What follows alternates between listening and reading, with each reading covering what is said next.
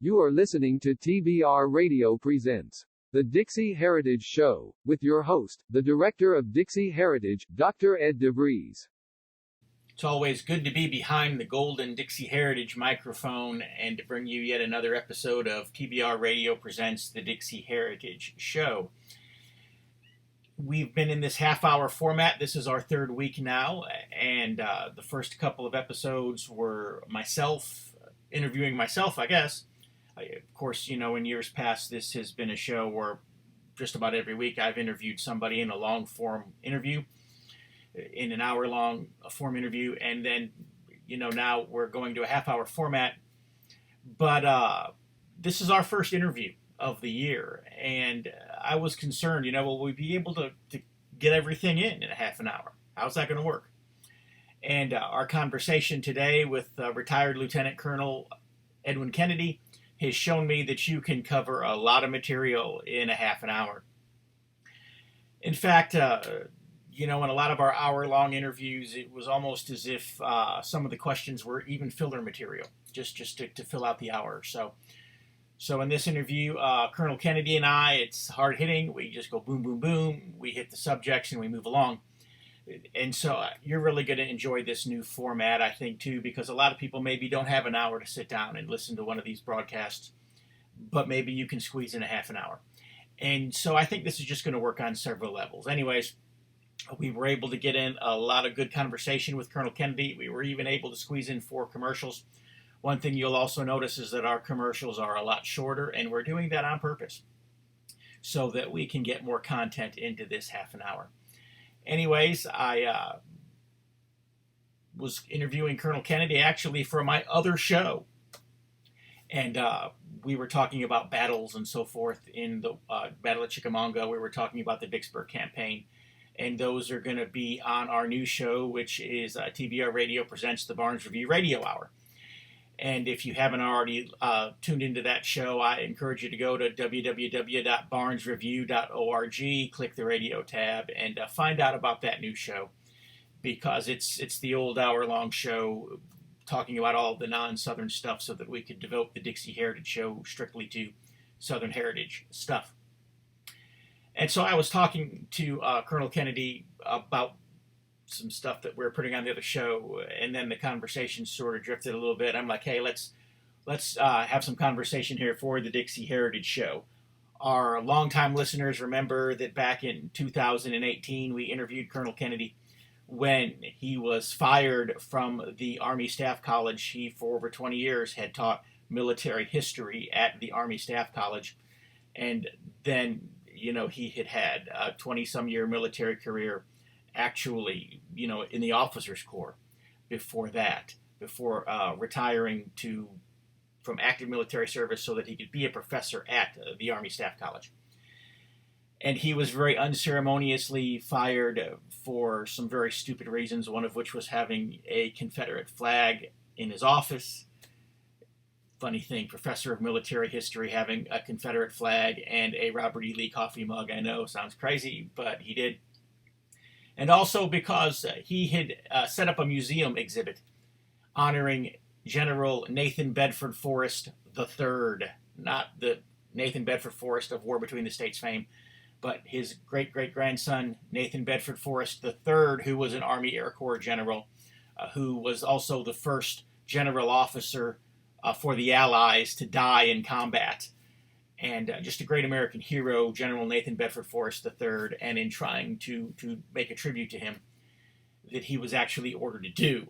Anyways, rather than me talking about it, let's just go straight into the conversation with Lieutenant Colonel Edwin Kennedy. I have a good friend of mine, I'm not going to mention his name, he's stationed in Hawaii, he's an Army colonel. He was in the Ukraine 3 years ago, and one of the Ukrainian officers came up and said, he enjoyed studying our war between the states.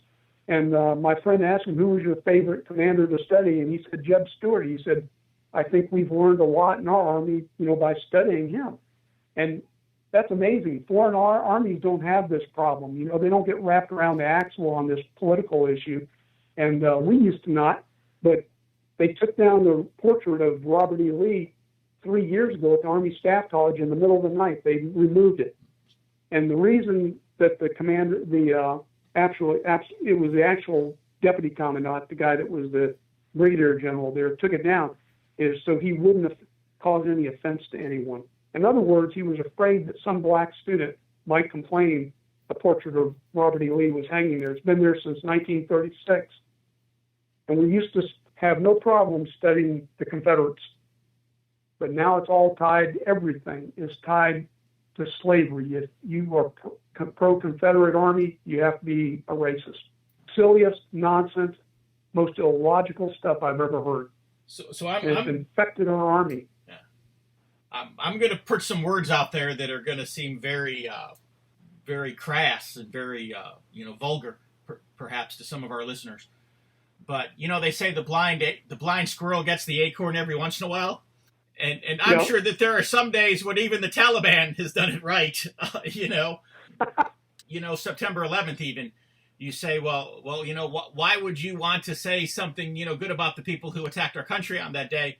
But if you think about it from a strictly tactical and academic standpoint, is here you have people who had literally no resources of their own, and somehow or another they figured out how to take the resources of the most powerful country on the planet and use it against them effectively. Exactly. You need to know the other guy. You need to study them. And you don't have to agree with them, but don't blow them off and brush them off as a bunch of ignorant, hicks, and say, well, they believe in, child abuse, therefore we're not going to study them. We can't learn anything from them, and that's essentially what's going on in the Army now. I'm going to ask an even crazier question. Would, say as far as, studying, tactics from, somebody other than yourself, would there be less political backlash if you were teaching the tactics of some Muslim extremist group than if you were teaching the tactics of, say, a Forrest or a Stewart? Probably. Knowing the political atmosphere in the Army today and the political correctness. I told you the story before how I got fired at the Army Staff College. I had that picture of General Nathan Forrest III, who was an Army Air Corps general, first general killed in World War II. I had his picture in a World War II exhibit, and that led me to getting fired because I got a complaint filed against me for it. That's the stupidity we're dealing with. So there's a large number of Southerners that serve in the Army and in the Marine Corps and in the Navy and so forth. In fact, if you were to take the number of Southerners versus the number of Northerners serving in the armed forces, the armed forces are still considerably Southern. Yes, that is fact. Do you think that this anti-Southern sentiment has already made its way down from the command into the rank and file, or do you think the rank and file are still proud of their Southern history and heritage, despite the fact that they're serving under a command that is, obviously diametrically opposed to everything they grew up with? They try to humiliate the Southerners into compliance. You can't have a Confederate symbol on anything. No battle flags. They don't understand. It's a matter of Southern pride. And, 50 years ago, no one thought anything of it. But now, you must be a racist. They automatically stereotype you. And they don't know anything about you. They automatically stereotype you. And that's what happened to me. This guy I worked with, Joe Judge, who turned me in, accused me twice of being in the Ku Klux Klan because I had a Sons of Confederate sticker on my truck, and I had that World War II exhibit with Nathan Bedford Forrest III in it. That automatically meant that I had to be a Ku Klux Klan member. That's the idiocy we're dealing with. So, Nathan Bedford Forrest III, of course, was an Army Air Corps general. Yes. And as I understand it, he was leading an air raid over Germany, where most generals would have led that air raid from a, safe place somewhere, maybe, in a castle or a hotel in England somewhere.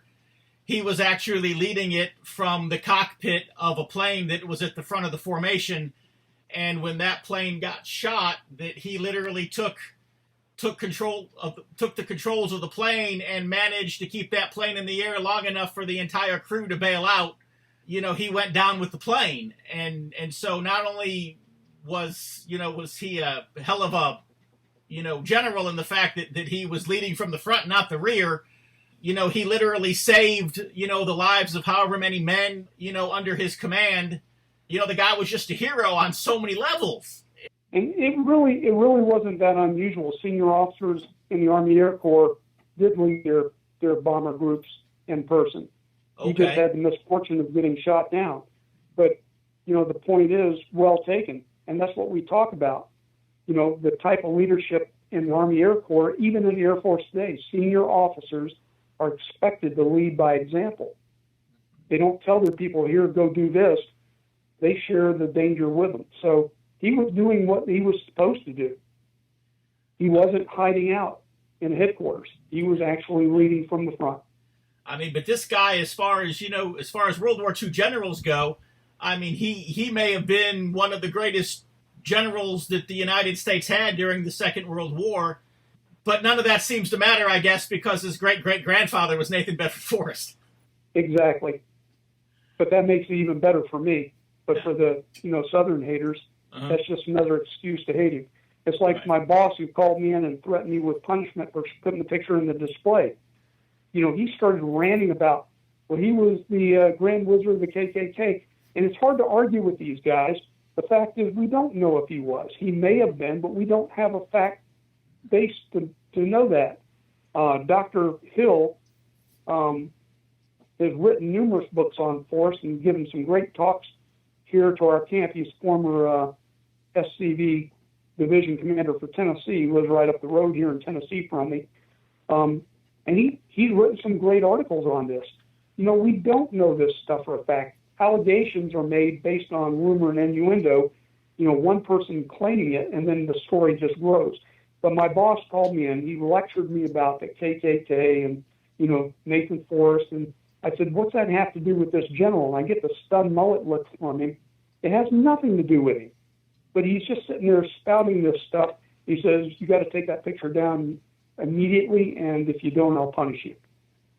And he punished me. He got me fired. Open your web browser and type in www.barnesreview.org and discover the Barnes Review magazine. In the Barnes Review, you will read vignettes of man, from the prehistoric to the very recent, from forgotten races and civilizations to first-person accounts of World War II and the late Cold War. There is no more interesting magazine published today, nor a more significant and important subject than real history. So visit www.barnesreview.org and subscribe to the Barnes Review. You can subscribe to receive the Barnes Review magazine in its print form, or in convenient electronic delivery. Our host has been a subscriber to both formats for years. So visit www.barnesreview.org and subscribe to the Barnes Review. I don't know how many years ago this was now. And this was before, even a lot of the nonsense that you had to deal with and the even worse nonsense that's going on today. But I don't know how many years ago this was probably, maybe around 2005, 2006, maybe even as early as 2004. I don't remember, but it was, 15 years ago. I was talking with Jeb Stuart IV, the great-grandson of General Jeb Stuart, who lives in Virginia, very active in the Sons of Confederate Veterans. He's retired Army colonel. Yeah, and he told me that when he, graduated from the academy, a second lieutenant, and he said that it was just a matter of weeks, and he was already being promoted to first lieutenant, and then, very quickly, he made captain, and he made major, and he made lieutenant colonel. Just couldn't fathom, how quickly he was rising through the ranks. He's like, this is crazy. And then I guess he made colonel or whatever, and so they were having this cocktail party to, kind of celebrate the fact that he had reached the rank of colonel. And he made the comment to one of the generals, even he was amazed at how quickly he was rising through the ranks, and so he dared to ask the question if it had anything to do with his name and who his grandfather was. And this general, he said, looked at him and said, yes, it does. He said, and that's exactly the reason why, you've made it through the ranks. He said, and that's also the very reason why you're never going to make it past the rank of colonel in this United States Army. And he was then quickly given command of of a unit of basically Civil War reenactors, and that's kind of where I guess he spent his career. But the animosity ran deep even back then. So yeah, it exists today. I still run into it, and this boss of mine I had here is from Michigan. He knows nothing about Southern culture. We rant and rave in the military. It's important to know other people's cultures. That's just a bunch of baloney. They don't care. Southerners have no culture they have to be aware of, but they'll study the Afghan culture for weeks on end, but they don't care about our culture. Extra, read all about it. If you're like me, and I'll bet you are, you like to be on the cutting edge of honest news and accurate information. 26 times a year, the American Free Press newspaper can be delivered to your door, packed with the kind of uncensored news that I know you're going to appreciate. If you're ever dissatisfied with your subscription to the American Free Press, their guarantee is that you just drop them an email and they will gladly refund the unused portion of your subscription. So what are you waiting for? Visit www.americanfreepress.net. Once again, www.americanfreepress.net. And find out about the American Free Press. Do it today. Extra, read all about it. So, I remember we interviewed you last year. We talked about your everything that happened there with you being fired from the Army Staff College and so forth. Has there been any developments on that story, or is it just basically where we left it last year? It's where we left it last year. There's nothing I can do about it. I've got a friend of mine I talk to frequently up there. They're looking at firing him, and he's put in his retirement papers. Political correctness has just gone berserk. And the reason he said they're looking at firing him, I guess he had a run-in with a lesbian Navy officer up there, and she turned him in, and he got sent to a re-education camp where they had to go to classes for a month to learn how to be nice to lesbians. I don't know what they did, but it's just outrageous, the political correctness. It's killing us. An Army captain just wrote a book on this about political correctness in the military, and I haven't gotten the book yet, but I plan to. It just got published. We all had high hopes, I guess, that President Trump would come in and be commander-in-chief of the armed forces and clean up a lot of this mess, but it doesn't appear that that's the case. No, unfortunately, it's slowed it down, but it hadn't stopped it and reversed it. It's like having the homosexuals and transgender idiots. This is outrageous. I'm ashamed. I'm ashamed of our military, for doing this. And so 50 years ago, it would have been unheard of. I'm going to guess that a lot of the generals and a lot of the high-ranking officers underneath them, colonels and so forth, that are in place in the military commands were put there by Obama. Yep, that is a fact. And I would guess that they were probably more political appointments than they were, strategic appointments. I'm going to say something, and if you want to tell me I'm wrong, and I'll. No, you're absolutely right. The higher you rise in rank, the less it has to do with the military and more it has to do with politics. Even back in the day when Reagan was president, when Bush was president, and so forth. I even kind of had my perception of Colin Powell was that he was more, politician than soldier, and that's how he became. He's an absolute politician. Absolutely. And so he's a politician. So you have someone like Donald Trump becomes commander-in-chief.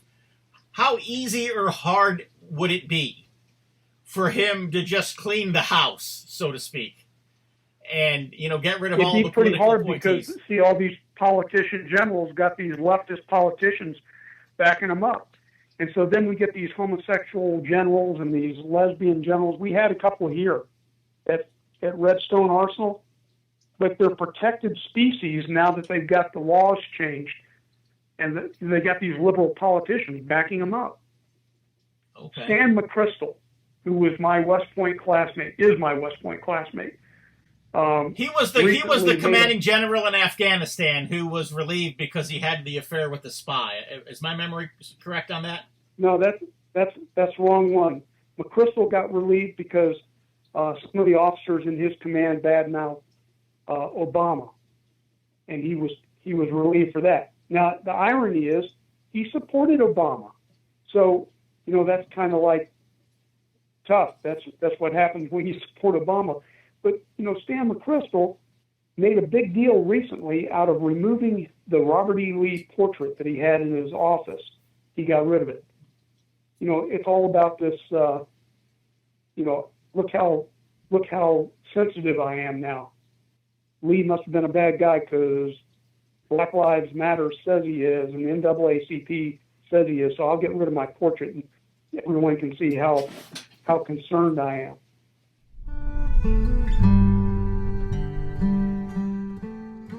Hello, I'm Tom Strain, Lieutenant Commander-in-Chief of the Sons of Confederate Veterans. The Confederate flag, Confederate symbols, and the reputation of our Confederate ancestors has come under attack. The Sons of Confederate Veterans is actively fending off our detractors, but there is only so much that we can do. We need your help. Contact your local, state, and national elected politicians and tell them that you will not tolerate these attacks on our heritage. You can also visit scv.org, download an application to join us in our fight to preserve our Southern heritage. Visit scv.org today. If you don't have a Confederate ancestor and you are tired of American history disappearing, you can assist us by becoming a friend of the SCV. Please visit scvheritagedefense.org and make a donation to the Heritage Defense Fund. We hope that you will join us in the fight to defend the Confederate soldiers' good name.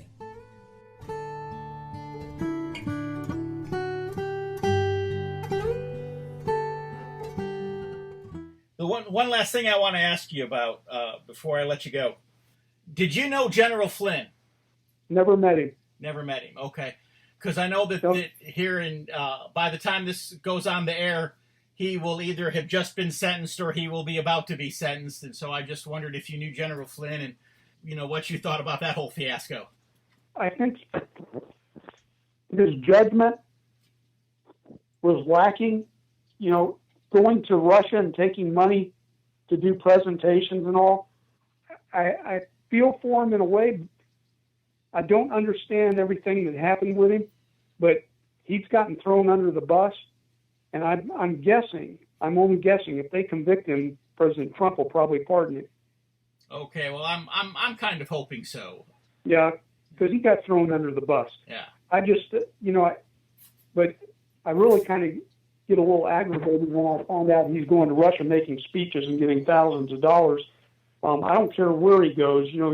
He's making money off his Army rank and stuff, and I don't think that's right. At the same time, I don't agree with the FBI setting him up and doing what they did to him. Right. And, Have you seen that new movie, Richard Jewell? No, I have not. I'm hoping to see it here in the next couple of days, maybe. Have you seen it? Yeah. So was it pretty great. good? And it made me come back and do more reading on it because I remember when it happened. It's almost been 25 years. It's been a long time. But Clint Eastwood did a great job. He pins the rose on the press and on the FBI, the abuses both of them did. And that poor guy, Jewell, I remember when it happened to him, I felt so bad for him. But he got even in a way. He did have successful lawsuits against several of the media outlets, but it's like he said, all the money went to his lawyers. Right. Yeah, we're going to have a piece in the newsletter on it. I want to say the December 20th newsletter, but no, I haven't had a chance to see the movie yet. Well, if you get a chance, it's a good movie. I think Clint Eastwood did a good job. I left the movie. I took my wife to it, but I was mad. You walk out of there, you're angry because the FBI abused their powers, and that's not the only time they've done it. They've done other people that way. It really makes you mad. And I immediately think of the General Flynn case where they, did it. Anyways, I appreciate you chatting with me tonight, and all right, God bless you. Right, bye-bye. Bye. America, indeed all the Western world, is experiencing an identity crisis. What does it mean to be an American? What are the dominant values of Western culture? These are profound and difficult questions, and as we grapple with them, another inquiry emerges: what are the rules of engagement for addressing these questions? Is it appropriate to use massive surveillance to monitor the people with whom we disagree and to then seek to destroy their vocations, reputations, and social networks? Or do we accept that discord is inevitable in a free society and urge our differences to be addressed by open debate and genuine dialogue? The Free Expression Foundation is dedicated to providing moral, legal, and financial support to those who have been victims of the potent social forces that have chosen the un-American path of monitoring, intimidation, and destruction. Persons and entities that have suffered legal, financial, and/or social harm as a result of the exercise, attempted exercise, or intention to exercise their rights of free expression under the First Amendment. The Free Expression Foundation's outlook aligns with the tradition of First Amendment protections provided by the United States Supreme Court in cases such as Brandenburg v. Ohio in 1969, R.A.B. v. City of St. Paul in 1992 and Snyder v. Phelps in 2011. But Free Expression Foundation's focus is broader than First Amendment law, strictly speaking, for it encompasses free expression as a cultural as well as a legal ideal. If you are a victim of arrogant and overreaching thought police, please contact the Free Expression Foundation. If you support Free Expression Foundation's mission, please show your support by making a tax-deductible donation. You can connect with Free Expression Foundation today by visiting our website, www.freeexpressionfoundation.org, www.freeexpressionfoundation.org. I really would like for you to go to our website, www.dixieheritage.net, and to use the contact form there to send me an email, or you can just email me directly, director@dixieheritage.net, director@dixieheritage.net. Let me know that you're listening to TBR Radio Presents the Dixie Heritage Show. Let me know where you're from, where you're at, how you're listening, and so forth. And also, tell me what you think about our new format, about this new half-hour format as opposed to the hour-long format. The way we've shortened the commercials. Just tell us what you think. We'd like to know your opinion. We'd like to have your advice if you think there's a way we can improve. This production for the year 2020 is going to be a work in progress. Of course, our regular listeners know that we are in the process of moving to Maryland from Florida, moving our offices, our studios, everything. And so I have to confess that these January shows were produced in haste. They were produced in December. They were produced ahead of the holiday so that we could not have to worry about production schedules during the move. And so hopefully, as you continue to listen here in calendar year 2020, our production will improve. And this show will just get better and better. Also, if you would like to advertise in the show, some of our advertising, of course, is committed for the year, but half of our advertising in the show right now is on a short-term contract, meaning that those advertising spots may open up in the near future. And so if you'd like to advertise here on TBR Radio Presents the Dixie Heritage Show, again, director@dixieheritage.net, I'd love to talk to you. We'll make you a great deal on some advertising, and you can reach a lot of good Southern-minded people with your advertising. I'm working on a book right now, and it's a book on General Nathan Bedford Forrest, and I've mentioned it. I don't believe in this broadcast, but I mentioned it in my conversation with Colonel Kennedy for the other radio show. But I am working on a book on General Nathan Bedford Forrest right now, and so if you have an interest in that subject, I hope that you'll reach out to me and contact me as well. If you go to our website, www.dixieheritage.net, you'll be able to sign up for my weekly newsletter, the Dixie Heritage Letter, and I will send it to you absolutely free of charge each and every week. You'll get it by email on Fridays. You don't have to give me a credit card. You don't have to do anything. Literally, just you give us your email address, you sign up for it, we send it to you, no cost, no obligation. When you come onto our mailing list, we will give you another gift, and that will be a PDF edition of my best-selling book, The Truth About the Confederate Battle Flag. I'd like to send you that as well. Anyways, I'm out of time, but I will be back same bat time, same bat channel next week. Until then, God bless. You can support Dixie Heritage and our ongoing effort to preserve and promote our shared Southern heritage and culture. Visit www.dixieheritage.net today to send a donation by mail right to Dixie Heritage in care of P.O. Box 618 Lowell, Florida 32663.